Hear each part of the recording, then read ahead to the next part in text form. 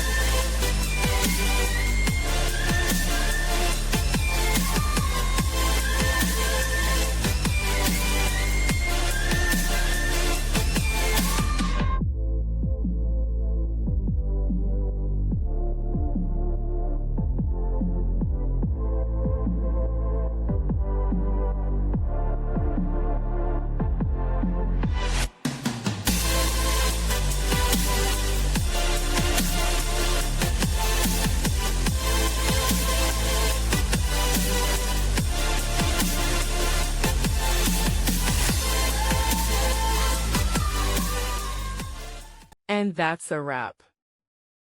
I hope you found the answer you were looking for. If you did, take a second to hit that subscribe button. It really helps out. And let me know in the comments which solution worked best for you.